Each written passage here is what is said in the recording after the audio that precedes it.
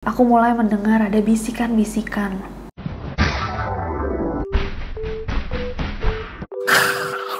Hey guys, it's Nessie and welcome back to Neror. A couple years ago, sekitar 2 tahun yang lalu, kita sempat membahas dan membaca bersama-sama thread viral Twitter KKN di Desa Penari yang sekarang kalian juga bisa tonton di bioskop, and you guys seem to enjoy that video very much. Sampai banyak dari kalian yang mengirimkan lebih banyak cerita-cerita horor, thread-thread seram lainnya untuk kita baca bersama-sama di Neror. Salah satu yang kerap kali dikirimkan ke NCC adalah thread tentang KKN lainnya. Salah satu dari cerita-cerita tersebut adalah thread yang dibuat oleh akun @wahidnurohim yang berjudul KKN di Rumah Kosong, Klaten. Banyak dari kalian yang merasa bahwa cerita ini seram, so malam ini kita akan bersama-sama membacanya. So without any further ado, stop senyum-senyum, cause shit's about to go down. Oke, so thread yang satu ini sudah di-like lebih dari 61.000 kali dan di-post pada 12 Oktober tahun 2021. Oke guys, kalau misalnya kalian mau baca sendiri, ini di @wahidnurohim di Twitter. Halo Lur, pada cerita kali ini saya ingin membagikan salah satu pengalaman horor dari salah satu temanku, sebut saja namanya Siwi. Cerita ini merupakan pengalaman nyata ketika dia menjalankan KKN di salah satu desa di Klaten. Langsung aja kita ke ceritanya, oke? I'm excited. Right. Perkenalkan, sebut saja namaku Sembul. Aku dulu kuliah di salah satu kampus swasta di daerah istimewa Yogyakarta. Pengalaman ini aku alami ketika menjalani KKN di salah satu desa di daerah Klaten. Untuk nama desa dan nama orang di sini semua akan aku samarkan. Sebelumnya, aku di sini tidak punya niatan untuk menakuti teman-teman semuanya. Yang aku harapkan dari kisahku ini, kalian bisa ambil hikmah serta manfaat dari pengalamanku ini. Jadi pada tanggal 27 Juli tahun 2019, universitasku mengadakan pembekalan untuk KKN di sebuah desa yang kita akan sebut sebagai Desa Y. Setelah selesai dari acara itu, kami langsung melakukan survei lapangan ke desa itu. Jarak dari universitas ke desa Y ini bisa dibilang lumayan jauh. Untuk menempuh perjalanannya membutuhkan waktu sekitar 2-3 jam. Sesampainya kita di desa Y, kita langsung menuju ke rumah Pak RT. Karena rumah yang akan menjadi posko kami selama KKN itu tidak jauh dari rumah Pak RT. Setelah tiba di sana, kami langsung diajak ke rumah yang akan menjadi posko KKN kami. Untuk tampilan rumahnya bisa dibilang memang lumayan horor. Tapi saat itu kami tidak berpikir yang aneh-aneh. Pak RT pun menceritakan kenapa rumah inilah yang akan kami tinggali. Katanya rumah yang akan kami tempati ini ditinggal sama pemiliknya keluar kota karena ada pekerjaan yang mendesak. Dan rumah itu akan kosong selama 2 bulan ke depan. Untuk gambaran singkat rumahnya ya kurang lebih seperti ini. Kondisi rumahnya masih bisa dibilang tergolong bagus. Terdapat 2 kamar tidur, kamar mandi, dapur, serta aula. Nah, akan tetapi anehnya, 2 kamar tidur itu tidak boleh kami tempati. Bahkan tidak boleh dimasuki. Tak lama setelah kami tiba, aku diajak sama temanku keluar sebentar dan dia bertanya, "Kamu merasa ini agak aneh nggak?"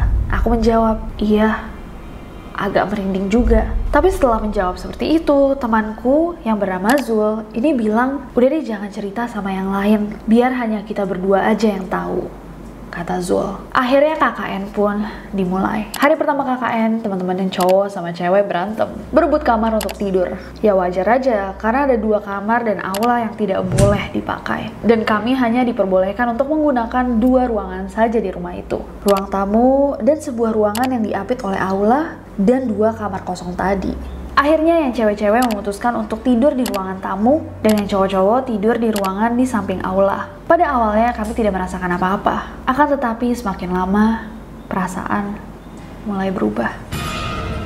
Seiring berjalannya waktu KKN, mulai banyak kegiatan seperti rapat dengan Karang Taruna, rapat dengan warga-warga, dan lain sebagainya. Suatu ketika yang cewek-cewek lagi pada makan angkringan yang letaknya tepat di belakang posko KKN kami, cowok-cowok makan di bawah sebuah pohon mangga dan duduk di satu kursi panjang yang biasa disebut lincak dalam bahasa Jawa. Pada awalnya, aku tuh nggak mau ikutan makan di situ karena temanku Zul itu udah memperingatkan aku bahwa malam itu aku tidak diperbolehkan untuk keluar. Tapi karena aku merasa iba sama teman-temanku yang lain, akhirnya aku memutuskan untuk ikut aja keluar pada malam itu makan.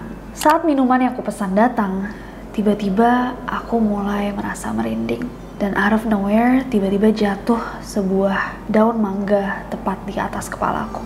Seiring dengan itu, aku mulai mendengar ada bisikan-bisikan di telingaku. Sejauh itu, aku masih mencoba untuk tenang. Tapi gak lama, aku mulai mencium aroma bunga yang semerbak. Aku bertanya pada teman-temanku, kalian cium bau itu gak? Bau semerbak bunga. Dan mereka serentak bilang, enggak, kami gak cium apa-apa. Di saat itu aku langsung menelpon Zul dan memintanya untuk segera menjemputku. Zul datang menjemputku dan sesampainya di posko KKN, Zul langsung bertanya kepadaku, ada apa? Aku menjawab, enggak ada apa-apa kok. Tapi ternyata for some reason Zul udah tahu apa yang terjadi padaku. Setelah dia mengonfirmasi, akhirnya aku ceritakan segalanya yang aku alami barusan sama Zul. Kamu itu sensitif, makanya kalau udah disuruh di rumah aja itu nurut, kata Zul. Hari-hari selanjutnya aku menjadi semakin parno, semakin takut. Sampai kalau misalkan aku duduk sendirian, aku minta ditemani sama salah satu teman. Nah, waktu itu sekitar jam 10 malam, aku dibangunkan oleh salah satu temanku. Panggil saja dia Tiara. Tiara membangunkanku untuk menemani dia buat mie. Dan aku memutuskan untuk menemani Tiara. Walaupun emang dapur di rumah itu tuh serem banget. Waktu dia buat mie, aku buat kopi. Saat Tiara sudah siap membuat mie-nya, tiba-tiba saat dia menyalakan kompor, lampu yang ada di dapur itu mulai redup, lalu mati. Karena suasana dapur yang sudah seram, lampunya mati pula, akhirnya Tiara mengurunkan niatnya untuk membuat mie. Tetap saja kejadian ini lumayan aneh. Gimana lampu itu tiba-tiba mati sendiri. Keesokan paginya, aku dan Tiara penasaran. Kita kembali ke dapur dan mencoba menyalakan lampu yang tadi malam mati. Disinilah muncul keanehan. Bagaimana bisa lampu redup yang akhirnya mati tadi malam, ketika kami nyalakan, itu nyala dengan terang sekali. Aneh. Malamnya aku mengajak Zul keluar sekalian rapat di kecamatan. Saat jalan pulang, kami mampir ke sebuah angkringan dan di situ aku menceritakan semuanya sama Zul. Hal-hal aneh yang terjadi di posko KKN kami, akhirnya aku luapkan. Karena aku gak bisa cerita ketika di posko, aku takut teman-teman yang lain juga ikut takut. Saat aku menceritakan kejadian tadi malam bersama Tiara, Zul juga menceritakan balik bahwa pada malam yang sama, dia melihat ada sesosok mbah duduk di teras sendirian. Dan Zul menceritakan bahwa pada malam yang sama, dia kebetulan juga melihat ada sesosok simbah-simbah kakek-kakek yang duduk sendirian di teras. Saat kami saling bercerita, tiba-tiba saja ada yang melempar kami dengan batu, lalu muncullah angin yang sangat keras. Padahal awalnya nggak ada apa-apa. Akhirnya Zul bilang, ayo kita pulang aja deh ke posko. Aku mengiyakan. Di saat perjalanan pulang, Zul bilang, besok-besok kalau kita mau cerita-cerita lagi, jangan malam hari, mending siang aja ya. Soalnya ada yang ikutin kita. Beberapa hari kemudian ada acara rapat dusun dan pada hari itu juga bertepatan dengan waktu mengirimkan data ke DPL dan mau tidak mau ya harus ada yang beberapa yang ditinggal di posko untuk menyelesaikan tugas itu. Nah, akhirnya yang ditinggal di posko adalah aku bersama temanku Dea. Somehow malam itu terasa tidak seperti biasanya. Biasanya dekat posko kami ini selalu banyak orang yang lalu lalang. Tapi entah mengapa malam itu terasa aneh, terasa sepi. Dan kami mulai merinding. Dea pun memutar sholawatan. Dia bilang, ke dapur yuk, ambil minum. Dan di saat itu aku bilang, nanti aja ya. Sekalian nunggu teman-teman yang lain balik. Dan tiba-tiba aja Pak RT jalan di samping posko. Beliau menyapa kami dan sekaligus bertanya, kok cuma berdua aja mbak?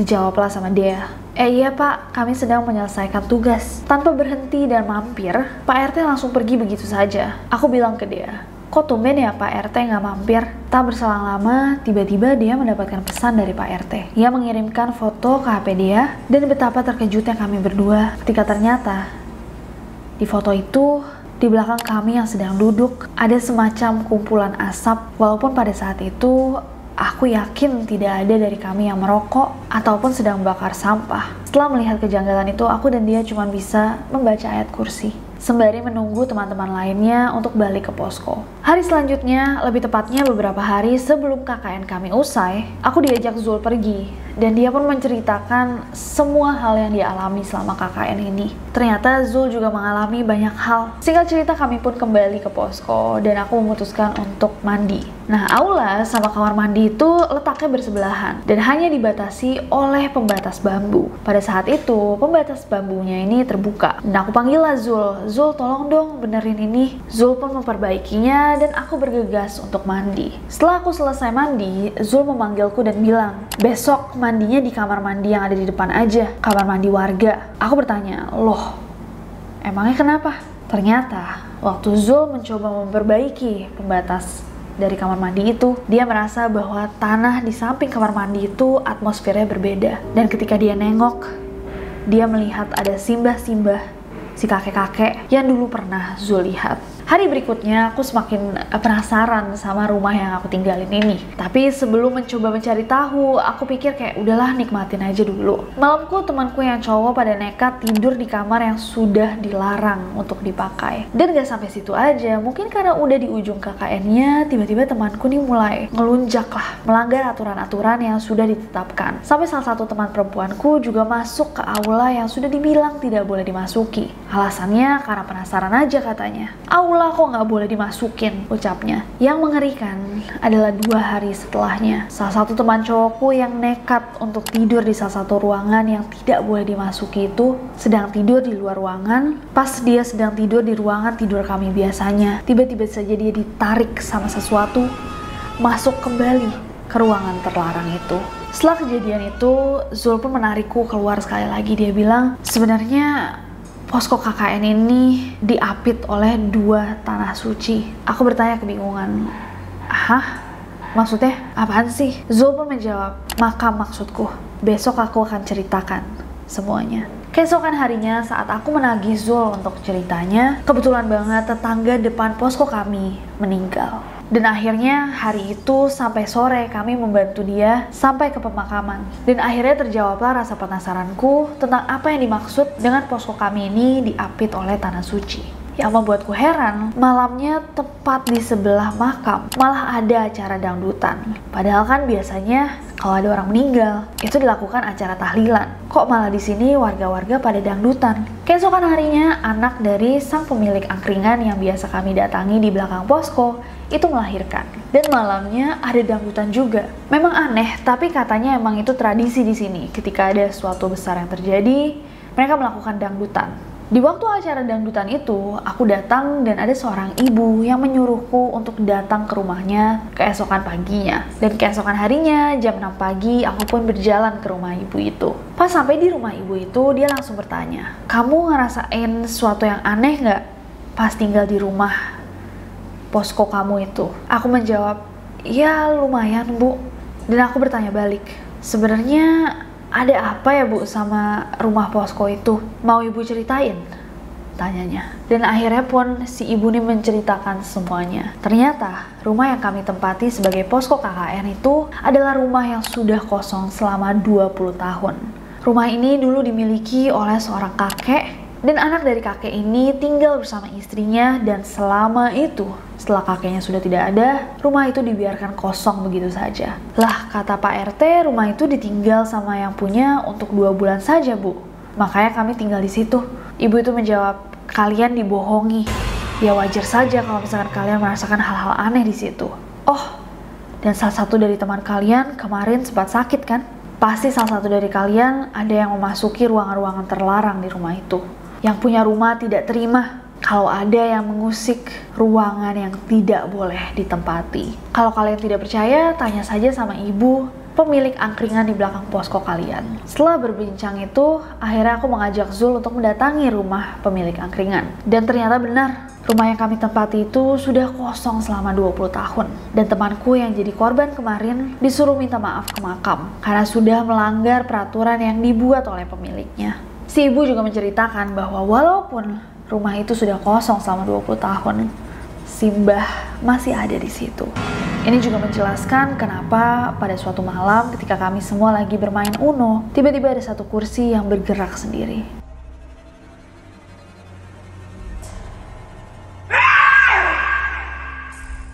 Ternyata kami tidak boleh bangun lebih dari jam 10 malam, karena itu mengganggu waktu istirahat simbah.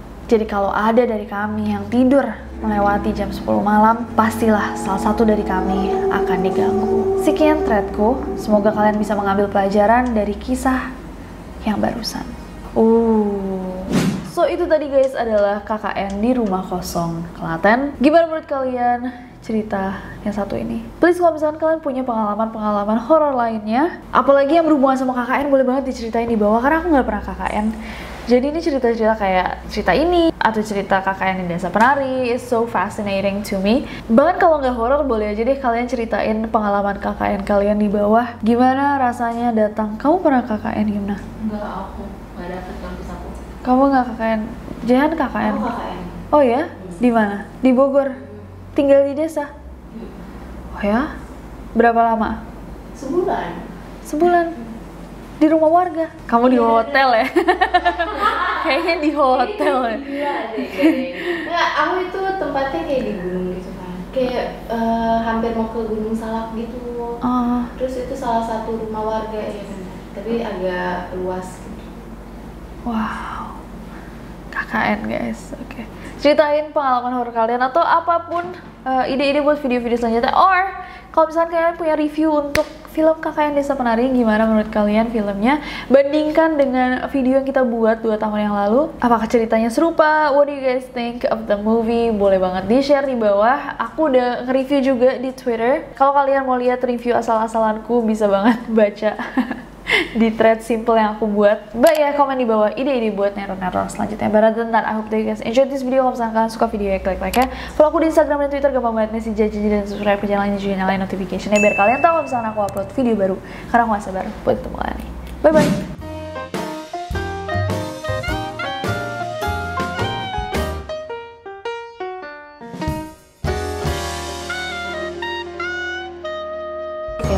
Lapangan